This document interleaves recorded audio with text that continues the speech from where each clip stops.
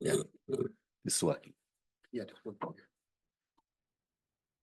Okay, I guess we should start the first session and the first keynote. My name is Victor Mrinde. I'm the Executive Director of the African Economic Research Consortium.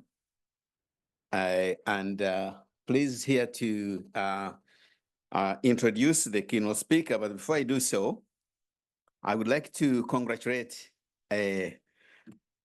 my colleague here, Professor Ongbo, for being able to pull together this great conference, and also congratulate the co-organizers, ODI, specifically Professor William D. Verde, who has already been introduced himself here. And congratulate specifically on this collaboration between SOAS University of London, ODI London, and now the Africa Economic Research Consortium joining this great collaboration. I think it's a great idea to get this conference going, but as our inspiring leader, the head of College of Development, Economics and Finance, as SOAS did mention, it's a great testimony of why the School of Oriental and African Studies started more than 100 years ago, bringing on great research on Africa and also Oriental countries. This is a great testimony because this whole conference is about China and Africa and the economic relations. That's what we shall be engaging in for the next 2 days. And possibly that will be the start of a great research collaboration, great training collaboration, and impact on policy and practice on China and Africa, especially with the ERC involved, since the remit of the ERC is to produce high quality research, and at the same time translate that research into training, building the capacity on the African continent, and at the same time inform policy and practice. And that's why my colleagues from the ERC would have been mentioned. But let me just iterate them. Professor Abi Kadir, previously from the University of Sheffield, so he knows quite a number of people here.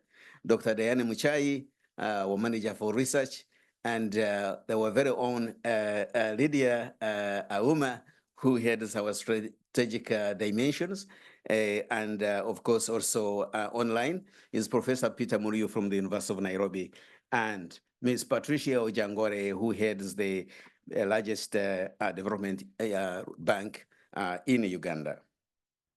And so with those few words, let me do what I'm supposed to be doing here at this meeting, to introduce Professor Franklin Allen. Professor Allen has a global name recognition status. Everybody knows. Either has met Professor in his leading textbook on public or corporate finance all over the global north especially, and also, of course, through the work that he has dominated, the finance publications, finance profession for many, many, many years. However, it is in order to do an official introduction over and above the global name recognition status. So, Professor Franklin Allen, I can refer you as Frank, I guess, is Professor of Finance and Economics, and also Executive Director of the Brevan Howard Center at Imperial College London. But previously, he has been very active all his life in finance, and he was on the faculty of the Wharton School of the University of Pennsylvania from about 1980 to 2016, playing the very prominent roles as the dean and the director of the Wharton Doctoral Program and co-director of the Wharton Financial Institutions Center. Indeed, for many years, if you thought about anything finance, you thought about Wharton and University of Pennsylvania. And here now, I present to you one of the leading people that was at the forefront of what was happening globally, but from Wharton. And it was indeed a leading, and still is a leading institution in finance. But Frank has also been active in leadership, especially academic leadership, of the ideas emanating in the top tier journals in our profession. Top tier, the top 4 journals in our profession. He was, for example, the executive director of the Review of Financial Studies, the journal where we all aim. But to get out of papers in, this was the guru behind that work in the journal. Also, the managing editor of the Review of Finance. Here, just to give some of the 2 top reading journals in the world. But also, he's been very active in doing what we are trying to do here. Get leading scholars, come together, discuss how they can shape the field in economics and finance, and also the idea they should focus on and where they should publish these ideas. This association, he was, for example, the past president of the greatest finance association in the world, the American Finance Association. But not only that, president of the Western Finance Association. And not only that, the president of the Society for Financial Studies. And not only that, the president of the Financial Intermediation Research Society. But not only that, the president of the Financial Management Association. So think of an association in finance. Professor Allen was behind it. And with his association, just by association only, the Center of Global Finance will be the best in the world. Not only by that, the African Economic Research Consortium will be the best in the world. Not only there, SOAS University of London will also lead in that. The College of Development, Economics and Finance, CODEF, will also be. So we are so humbled, Frank, that you could be here with us for this great event. And he has made distinctions in the world, but I just wanted to focus on only one of them, which him and I share. He's a fellow of the Economic Society. So my dear fellow, you're going to come here to this great meeting.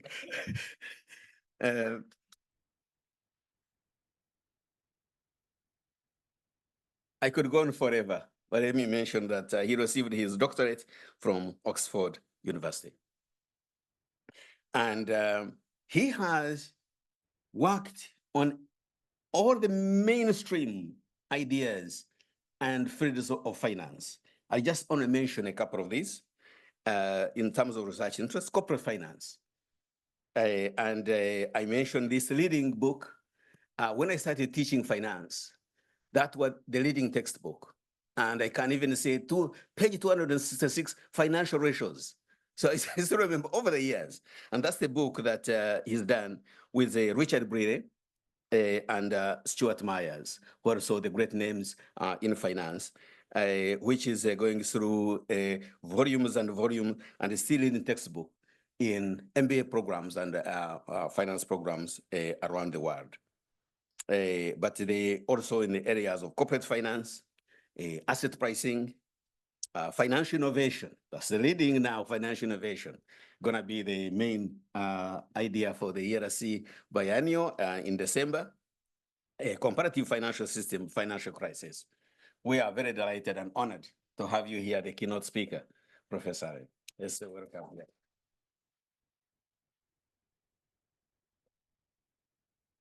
Thank you very much, Victor, for that very warm introduction.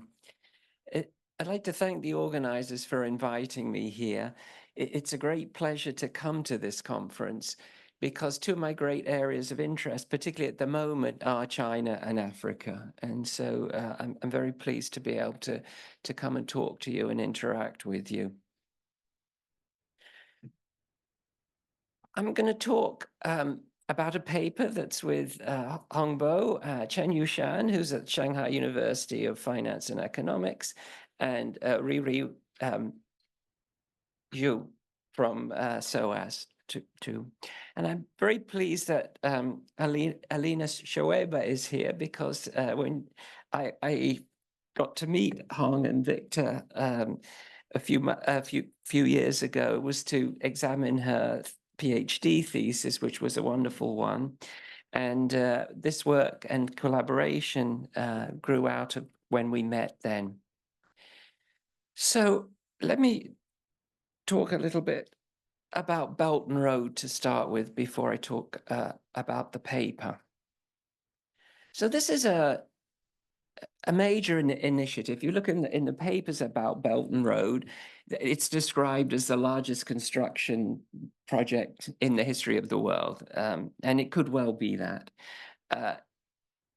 It's an amazing set of ideas and set of implementations of changing the world.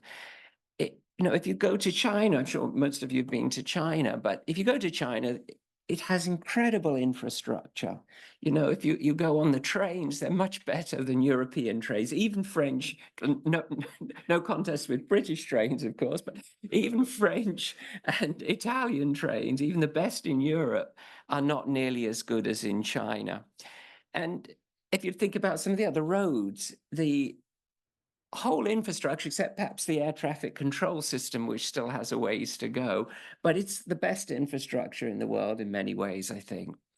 And one of the questions is, well, they built all the trains and the roads and everything. So what's going to happen next? And I think President Xi came up with this wonderful idea. Well, we should take it to the rest of the world because we can build better infrastructure than any other country. And so that's what Belt and Road is about. And it draws on the historic idea of the Silk Road, which had two main parts to it. There was the overland route from China to the Middle East and then to Europe. And that started about 200 years BC, and it was very important for many years until effectively at the end of the first millennium, the Mongols and the Crusades and things cut that route off. The other route is the China Maritime Silk Road, and that was one that went through the Indian Ocean and to Africa, and then subsequently to Europe, particularly after the Suez Canal. And that's been very important for many, many years too. And Belt and Road is designed to recreate these routes. And so it's extraordinarily ambitious. So if we look at a map here, it's a bit small to read what's going on, but you can see the red and white ones are the railways, and they go right from main Chinese cities to Europe and even to London. There was a train that went from Shanghai to London, for example. So you can do that continuously. And it has many parts to it. And then if you look, it also has important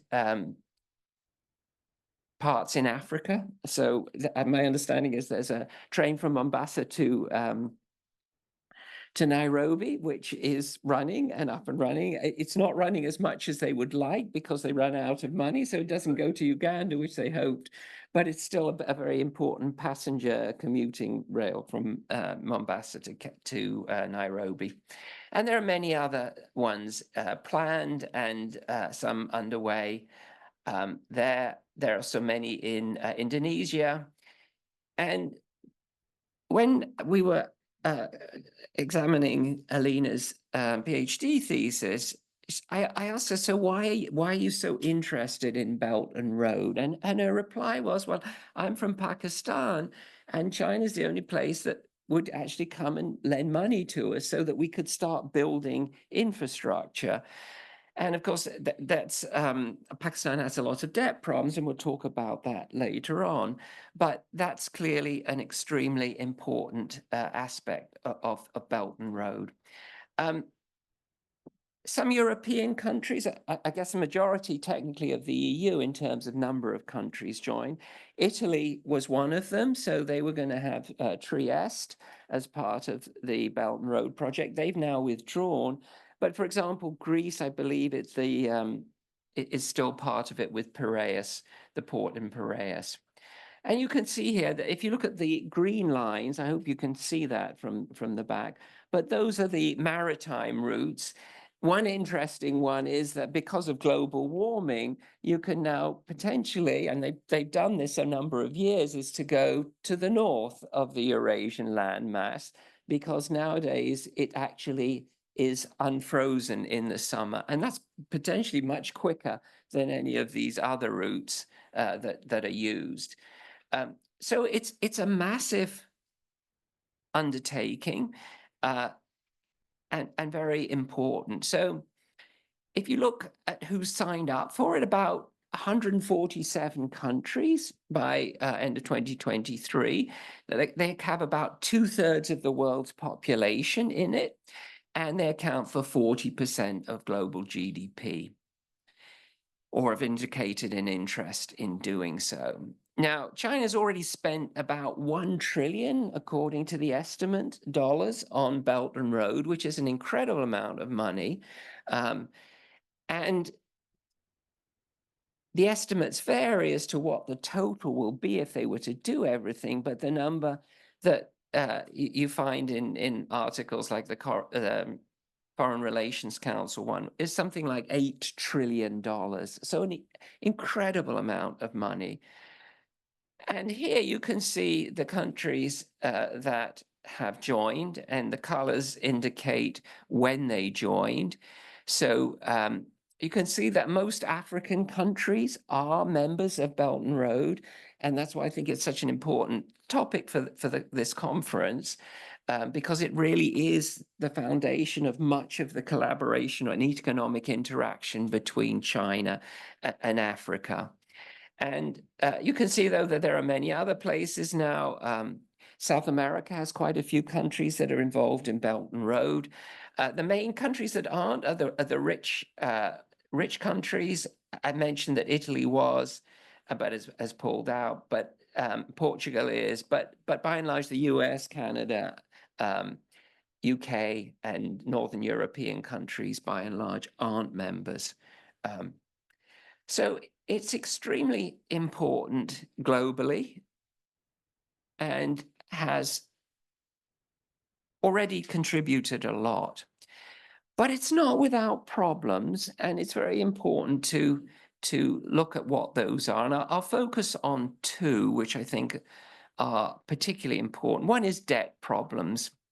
So one of the things that many people have argued is that a lot of countries undertaking Belt and Road projects took on too much debt from China, and this has led to them being over-indebted, and now we have a lot of issues of potential default, rescheduling, and so on. And I'd already mentioned Pakistan, but there are many other countries where there are these issues, and we'll talk more about those in a minute. The other issue that's come up is environmental issues. And one of the things that people point to is that there are more fossil fuel power plants that have been financed and built than those based on renewables. And that's a very important issue. I believe China has made the promise that it won't finance any more coal power plants outside of China. There's some issues whether that's, when they sign the contracts and when that's happening and so on. But we'll also talk a little bit more about that. So this is the amount of debt that has been renegotiated. So you can see it's probably about just around $100 billion. So a lot of that debt has already had to be renegotiated. Now, you can see that usually what the Chinese do is they defer or reschedule. So they push it out into the future and extend the term of the debt. And of course, that's what the IMF does, what the World Bank does as well. They often, you can see here in the second one, modify the loan terms or do something like that. And then there are a lot of ongoing issues. Debt cancellation is very, very rare for them. Now, among some of the things they do is they often take collateral and they have repossessed that collateral in many cases. And one of the issues is the extent to they can do that. So if you go back to the 19th century or before, a lot of money was lent, and the Western, now the European and other countries, if there was a default, an international default, they would use military power to enforce it. So the most recent large event of that kind was the Suez Crisis. So NASA defaulted or nationalized, effectively took over the Suez Canal, and then the British and the French invaded. And then the Americans said, no, you can't do that anymore. That's not allowable to use military power to enforce these property rights. And so, it's an interesting question whether these countries that have had large pieces of collateral taken by the Chinese will actually, at some point, nationalize them. So China is a very tough lender, and so that is an issue with Belt and Road, which has come up in a number of places and is likely to keep coming up. Now, as I said, the other one is about the environment, and what you can see here is a map with where they've lent money for power, and you can see that the black is coal, and the gray is other non-renewables, so biomass, gas, LNG, oil, and so on. And then the green is renewable. So it's wind, solar, and so on, hydro, those ones. Now, that's very interesting that coal is the majority, or coal and other fossil fuels are the majority still of the stock. Going forward, I think renewables are going to be extremely important. And, one of the interesting issues that many people argue is the most important issue we face in the world is climate change. And the Chinese are going to play an extremely important role in that, because what they've managed to do is to become the leaders in renewables. And it's quite amazing how they've done that. And I'll just focus on three, which is electric vehicles, solar cells, and wind turbines. Now, electric vehicles, they spent about $250 billion US dollars equivalent since 2009 to subsidize the electric vehicles in China. And one of the striking things going back to China after COVID was quite the extent of electric vehicles that you see in Shanghai and Beijing. It's, roughly half, if you do a rough count, are electric vehicles. And if you look at the top 8 of the global companies, they have the largest, which is BYD, and BYD has about 22% of the global market share. And then Geely has about 5.9%, so about 28% of the global production of electric vehicles is Chinese. Now, that underestimates slightly, because half of what Tesla produces is in the mega factory in Shanghai. So Tesla has also done a lot and benefited a lot from some of the subsidies that the Chinese have given, because it wasn't based on your nationality, it was based on your location. And, if you think about what they've already done, so in China, you can buy a BYD for about $10,000. And these are very nice cars, my friends assure me. And of course, if they could take those around the world, particularly to countries like the US or the EU, then they would gain market share very rapidly. Now, the US has put in 100% tariff to stop that, because GM and Ford are going to find it very difficult to compete and catch up. Even, you know, Ford has had this electric Lightning, which is an electric F-150, which is where they make most of their money, and it's not selling very well. People in the US aren't very interested in electric cars for one reason, because they're so expensive. You can't get anything, you know, Tesla's cost $60,000, $70,000, $80,000. So the EU's put on tariffs, so they've made it dependent on subsidies. So BYD has only got 17.4% or something like that as its tariffs. Now, the good news is in the UK, we're not going to have any tariffs on Chinese cars, but BYD is not going to sell their cars for 10,000. They're going to sell them for £25,000 to start with. Hopefully, MG and the other Chinese car companies, Geely, are going to come and bid down the prices, because the Chinese companies are making a lot. But the main point is that for the global South, these kinds of numbers, even today, of $10,000 are much, much more affordable than what most cars that you get from the Japanese, or even or you know, the Europeans or the Americans. And the great thing is BYD is an amazing company. It's cutting prices. It's becoming more efficient. It hasn't done it through subsidies. It's just extremely technologically competent. And so they have this great market to go to the global South. Solar cells, so photovoltaic cells, China has done an amazing job again.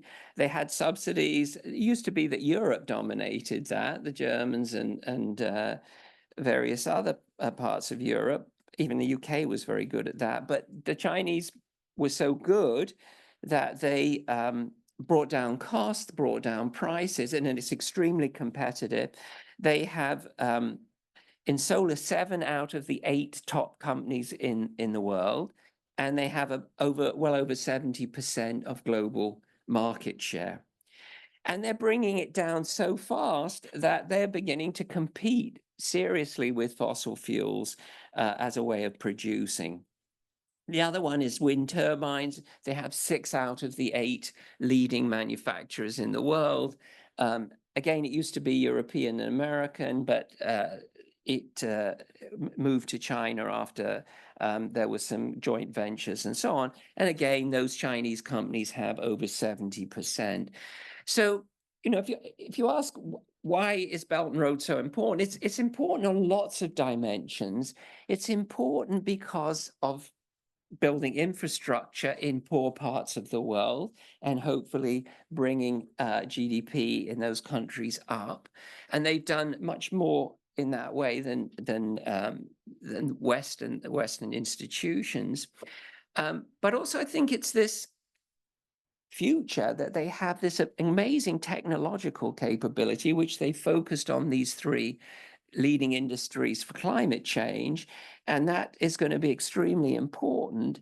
And as we go forward, if we are actually going to get anywhere near to meeting net zero targets, they're going to play an extremely important part. And I think Belt and Road is part of the whole way of China becoming a global soft power in a very significant way. So I think Belt and Road is something we need to study a great deal, because it is this convergence of China and the great achievements of China, and pulling hundreds of millions of people out of poverty in China. And now they have the potential to do some of that in other parts of the world, or help with that, but also to do things like climate change and contribute greatly to those kinds of things. So as I said, I think for this conference in particular, since a lot of Belt and Road is about Africa, it's an extremely important topic. So let me talk a little bit before we go into papers. Not much has been done about Belt and Road, and we'll see that in the paper where I'm going to talk about it. So what we're going to do is, it's a very small step in trying to understand how Belt and Road operates, why the Chinese do it, and so on. So let me start now on the paper. So there are two types of Chinese external investment. There's outward foreign direct investment, the OFDI, and that has been around for a long time. And again, a lot of that was in Africa. It's about getting natural resources that China needed to do the great modernization that it's done. And so that's been around for a long time. There's also been a fair amount that goes to developed countries to try and learn about technology and all of those things. And so that's been important for several decades. And there's a reasonably large literature on that. Now, what we're going to talk about, though, is overseas infrastructure investment, OII. And when you read it, don't read it as oil. When I read the paper, I keep thinking it looks like oil, but it's not oil. It's OII, and a large part of that is Belt and Road. Now, one of the interesting things about the OII is that most of these projects are dominated by Chinese state-owned enterprises. So again, this is not entirely commercial. This is something where there are other objectives in mind. So SOEs have a broad mandate. They like them to cover costs, obviously, but they're not profit maximizing. So they pursue maybe some of the objectives of the Chinese government in terms of soft power and building up China's reputation in the rest of the world, particularly in the global south. And OII reflects that most of the projects are in the emerging and developing economies. So now I'll go through this relatively quickly so that we have a chance to have questions and discussion at the end. So there are a lot of studies on OFDI, as I said, but not many on OII. So this is one of the first ones doing that. Now, much of the literature so far has looked on what's the effect of OII on the host countries. So looking at these countries that have taken on debt and what's it done to them and so on.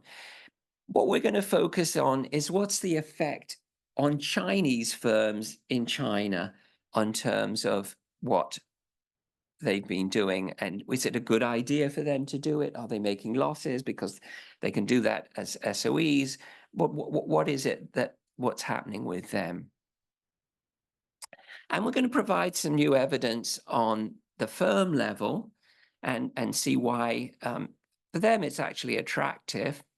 We're going to look at some of the project contractors and how it affects them. And we're not going to have strong econometric evidence on that or any of that.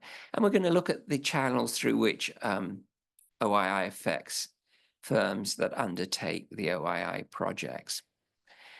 And we're going to look at the policy implications for China and for the international organizations, and also obviously to some extent to host countries. So one of the interesting issues in this whole area is internationalization. So what is the role of these multinational corporations in spreading technology, spreading abilities to do things? And there are a number of theories. So one is the starting one was, well, firms go overseas because they can make money and make higher returns. And the problem is that the empirical evidence isn't that clear that that's the case. And there are a number of explanations of that. One is that they're just optimizing, so it's going to be equally done. And others is that they are taking advantage of various things like increasing returns to scale and so on. Now, institutional theory is another one, which is you've got different institutions in different countries, and that can go both ways. It's very interesting. One is that you've got countries which have host countries. So this is the standard sort of European US multinationals. They have strong institutions. They can go to emerging countries and use the kinds of advantages they have from strong institutions to do well. Now, one of the interesting things is that emerging country multinationals are now also doing pretty well. And one of the questions is, why is that happening? So, you know, if you've got countries coming from poor institution backgrounds, how can they do better? One of the theories for Latin American companies, for example, is, well, they're used to dealing with corruption, they're used to dealing with a lot of risks and so on. So when they go overseas to other emerging countries, they can also do well because they're used to risk management of that type. So that's also a very interesting one. And then there's this issue of state capitalism. So China is the leading example of that, where you have companies which are owned by the government, and then the government can focus on national champions and so on in a way that China has done.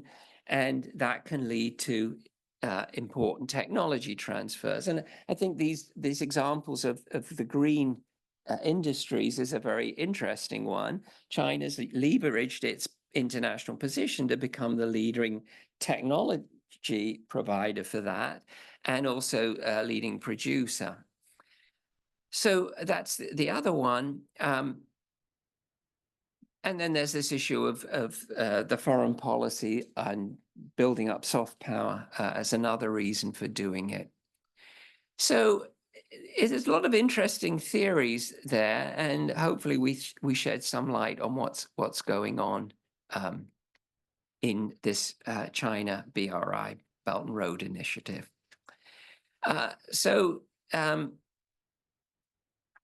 Another set of literature is the trade effects. So one argument is that if you go and build Belt and Road, you reduce the cost of trade, and so you're going to get more trade, and that's going to indirectly affect China. Now, as we talked about, there's also the issue of debt effects, and that's an important one, as we said. We don't have many studies on the impact of BRI on host countries other than some at the macro level. And we don't have much evidence on what China gains from BRI. Is this a very long-term perspective? Like I was saying, that it's building a constituency in the global south and building long-term industry prospects. There are a number of studies on the OFDI, so that's the overseas foreign investment that Chinese firms do. And as I say, that's been around a long time with the resource investments and so on, particularly in Africa, but in many other parts of the world too. And what they find is that there are some domestic innovations as a result of that, but also, particularly early on, there are a lot of reverse technology spin-overs. So for Chinese firms that went to Europe, for example, went to other places, to US, they were able to gain technology advantages. So there are some firm level studies and look at whether BRI promotes Chinese overseas activities. One of the interesting questions is what we focus on is that there are not many firm level studies that touch upon what Chinese companies gain from doing this. Why do they do it? You can see why the government may be interested, but is it actually to their advantage, or are they just following government instructions? So there are a number of channels. One is production channels. So can you sell more? Those kinds of things.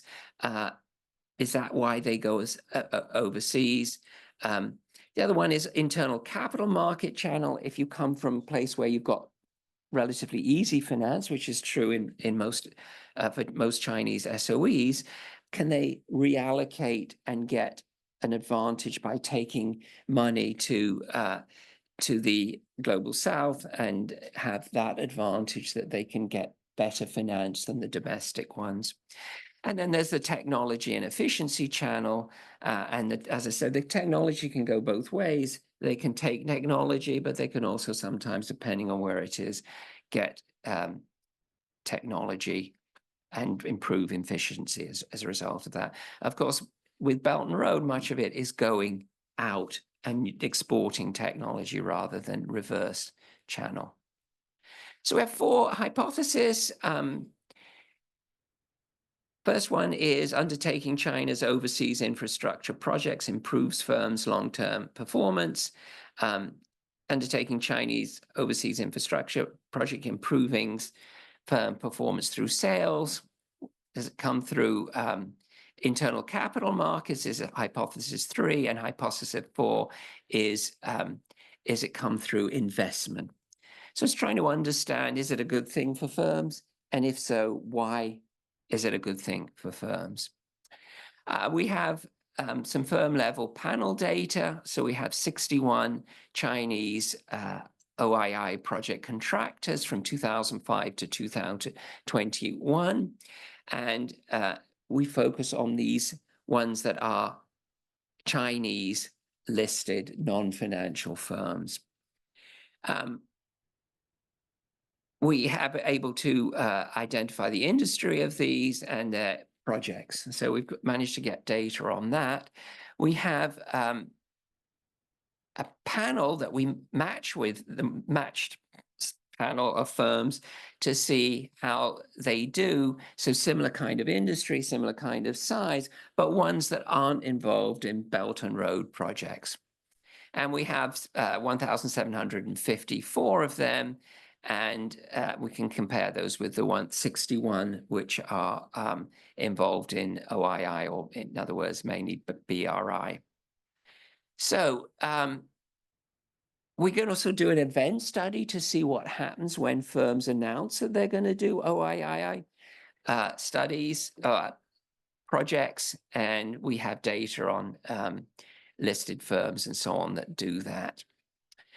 I'm not going to go spend much time on the models. It's fairly standard panel data models, so Heckman models with average treatment effects. If you want to read about them, they're in the paper, which I hope is published, is on the website. And these slides will also be on the website.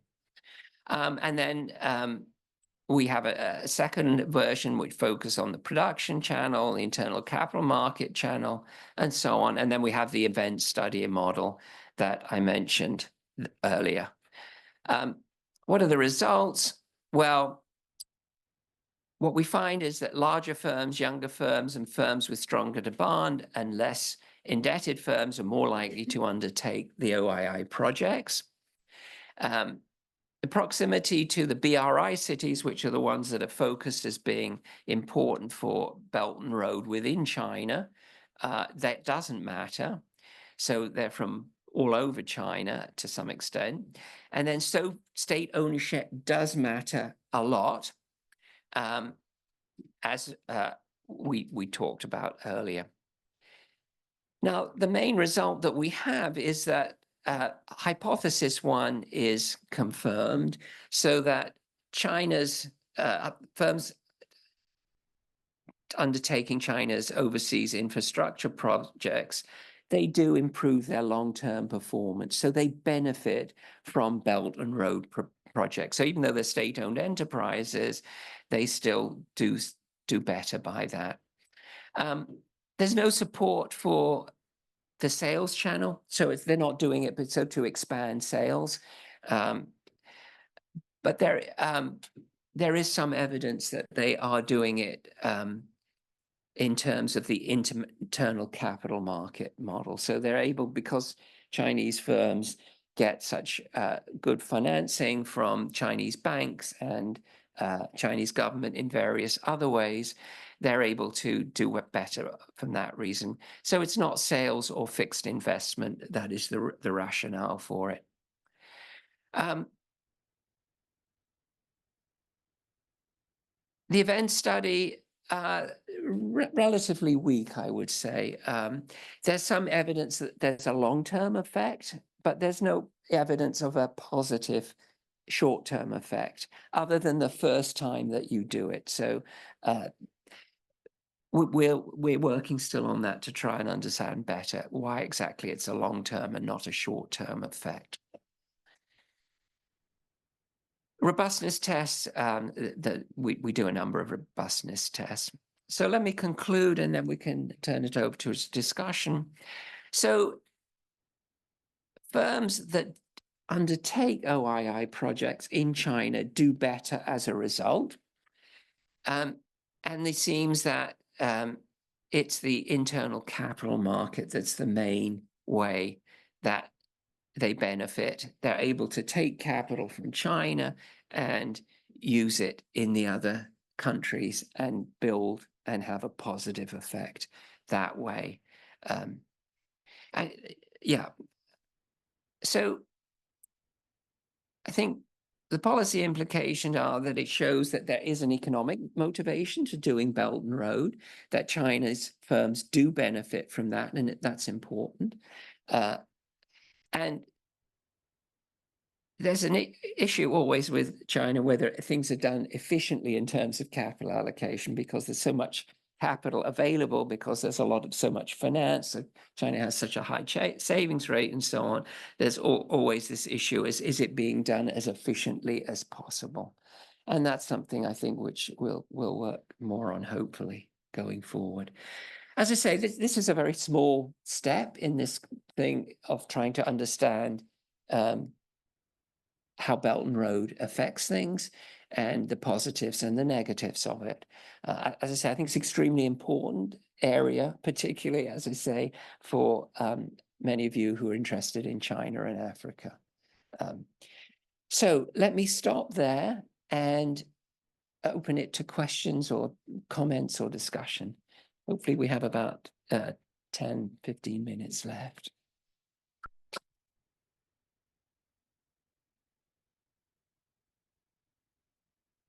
Thank you very much. Thank you.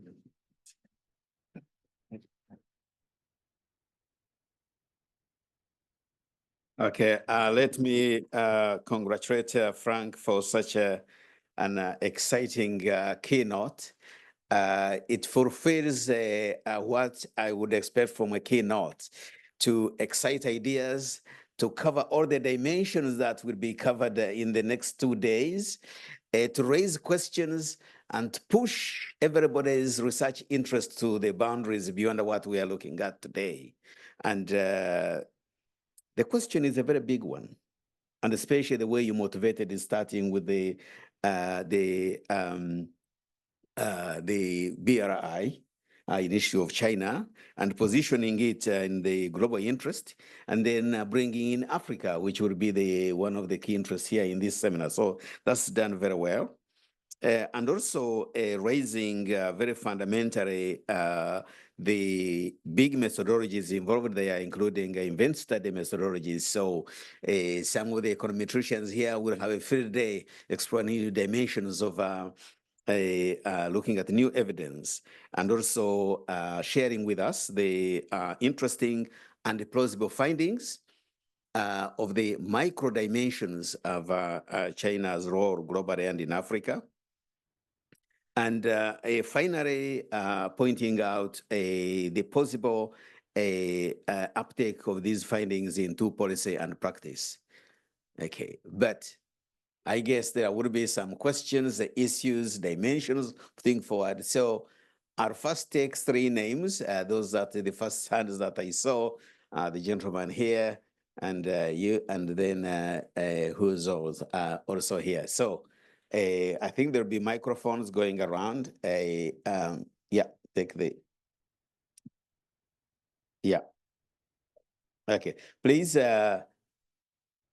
shall we start with the gentleman? Please mention your name and affiliation, and then be brief in your intervention so we can have more questions around.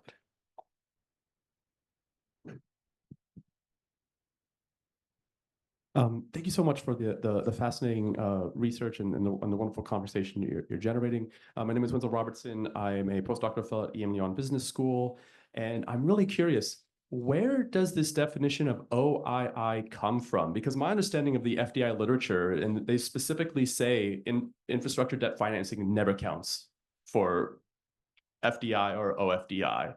And I didn't see a citation. So I'm really interested, maybe, and I could just be very ignorant of the literature.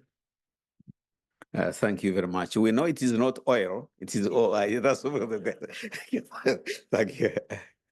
Yeah. The second. Yes. Thank you so much for very fascinating open talk. I'm from international business perspective.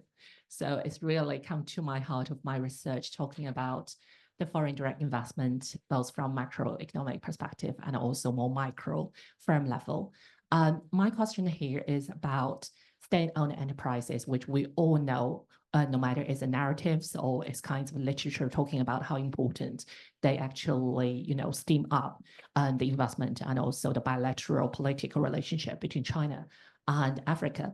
My question or comment here is about, no, it's not one single state-owned actually undertake those kinds of large infrastructures. So they pretty much like perform as a costume and also a group of investment into it.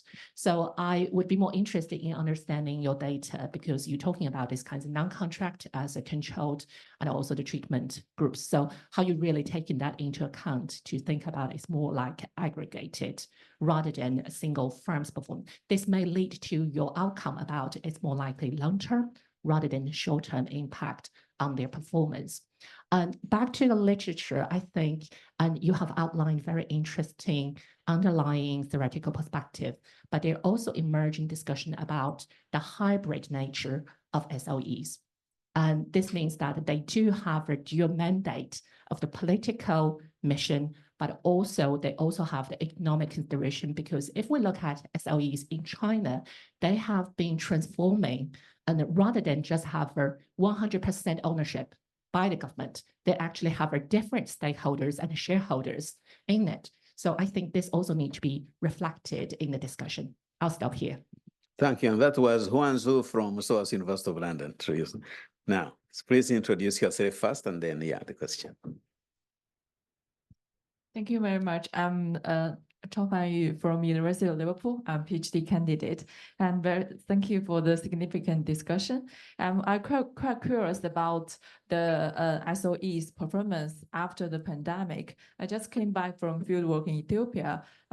It was observed that after the pandemic, previous very good infrastructure project that is financed by Chinese Development Bank, Exim Bank, have not much as for now, and also those infrastructure projects from the multinational organizations such as World Bank, now it's not that many. So the SOE face a problem that they already expand their skill in Ethiopia and have so many staff and have so many projects there, but now they don't have more like state financed project or international organization financed the dollar projects.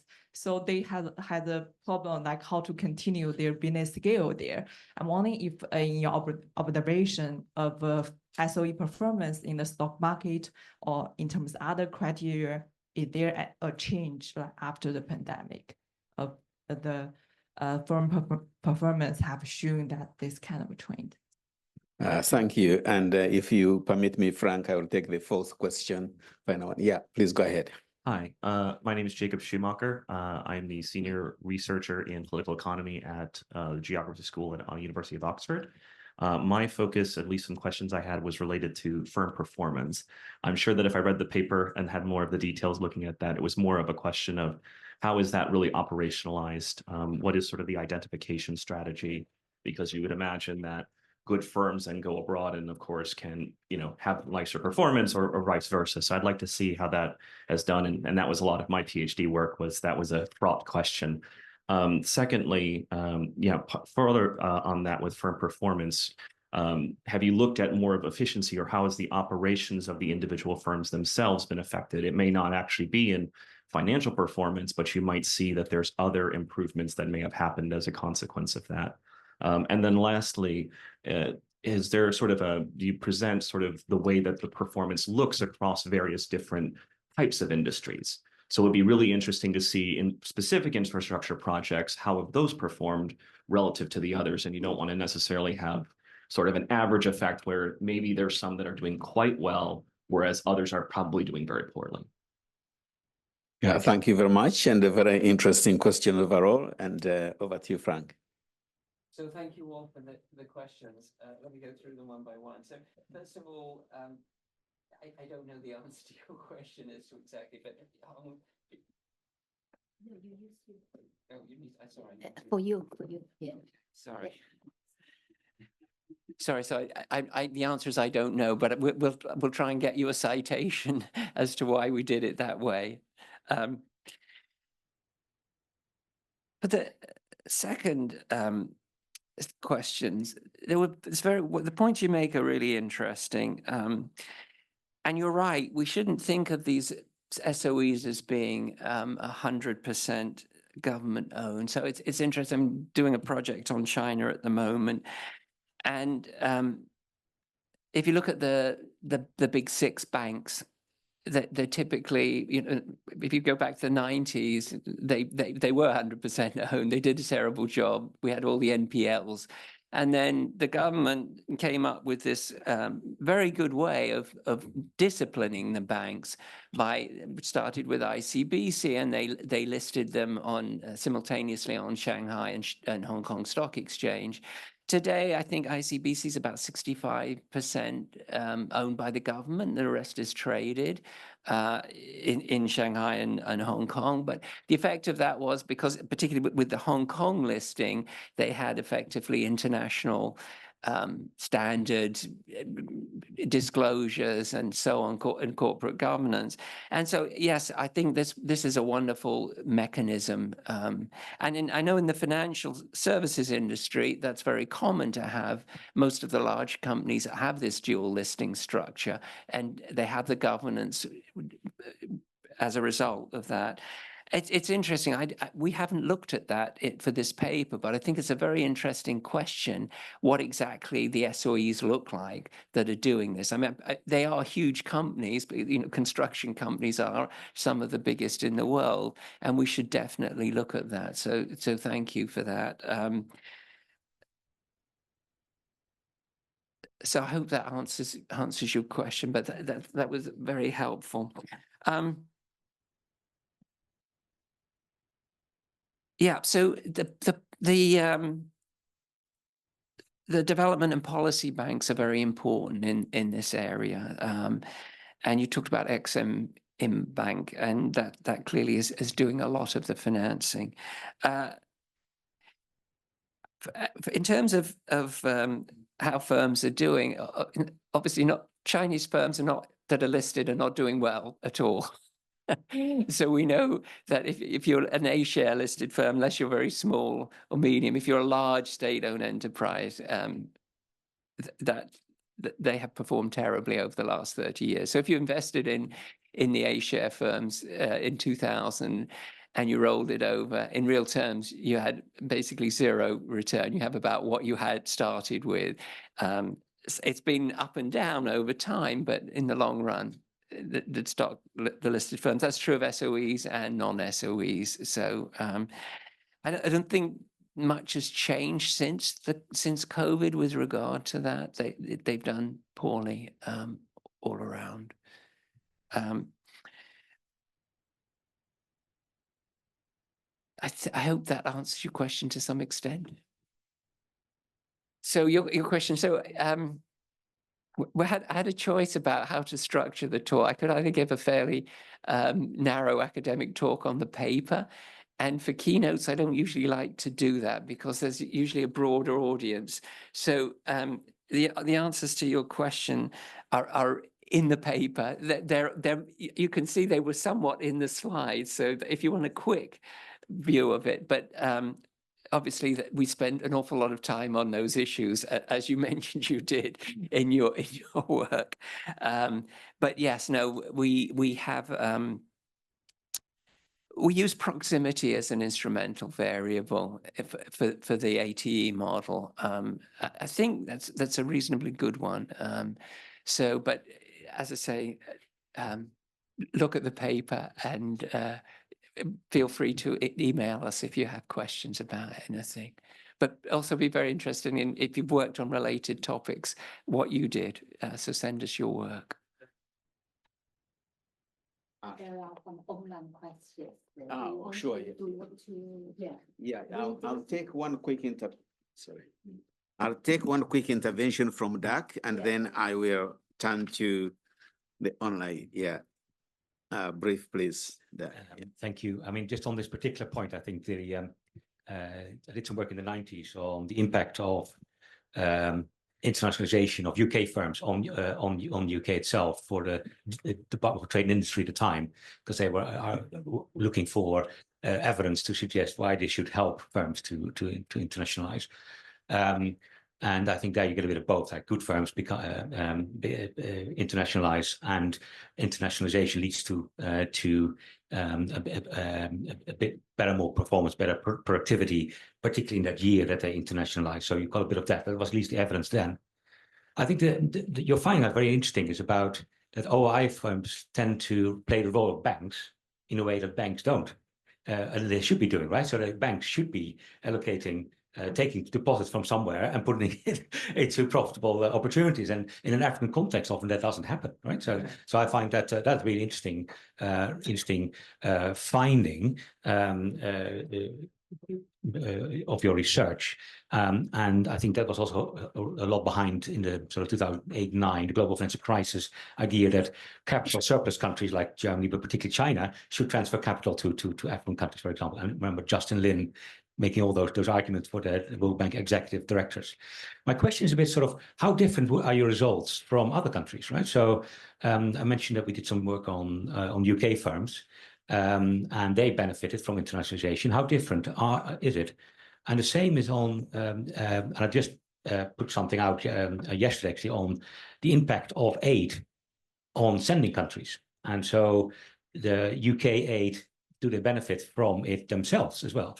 And it's the same arguments is about they have aid programs in, say, East Africa, where they reduce the cost of capital, which is good for both exporting and importing countries.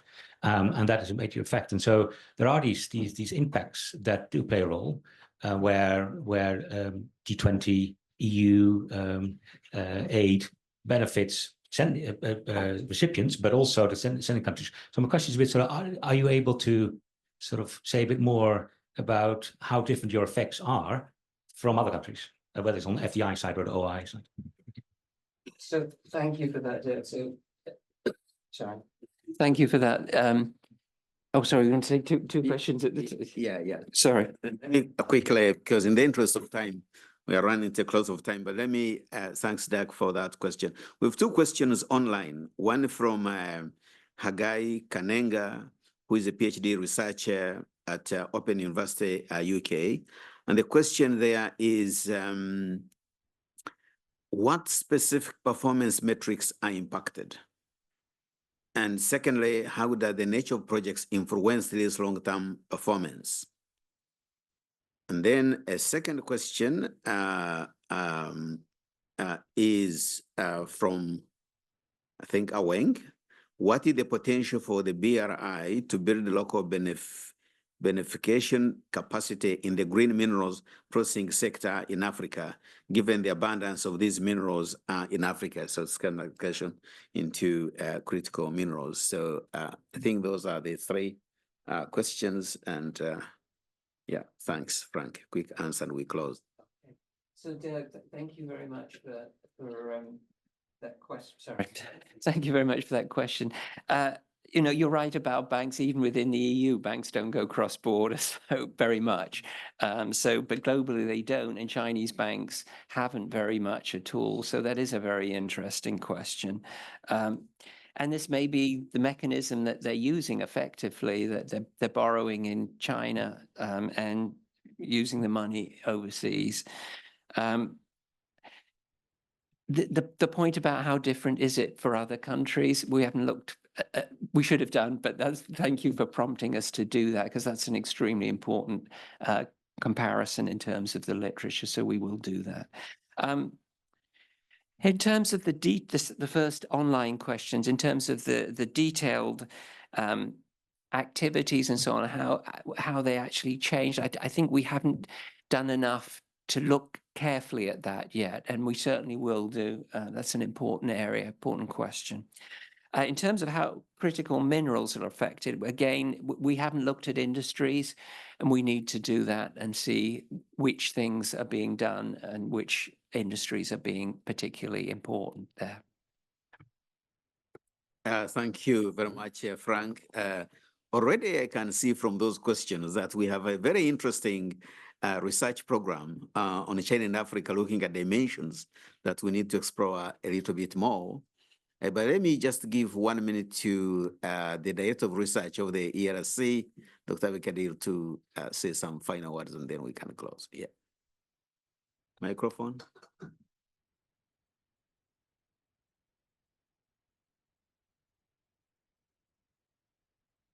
Yes, very briefly. Thank you very much. Can you hear me? Yes. Yeah, very good. I think I'm coming from the international business literature and international management, because this paper is very nice and very promising. This has been studied in the internationalization strategy of IB scholars for some time. So it is really very critical in terms of the ownership strategies that Chinese firms are going to take forward. I have one comment. It is not a question.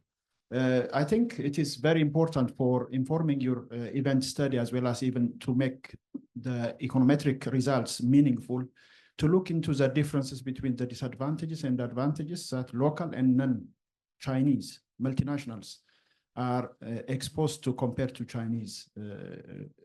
So I think this is very important. And I echo Victor in terms of a work program, because this is sitting at the intersection of economics, IB, international management, and finance as well. Thank you very much. Yeah, thank you for that comment. That's a very important point, and we'll follow up on that definitely. And thank you for all the questions. They've been really helpful.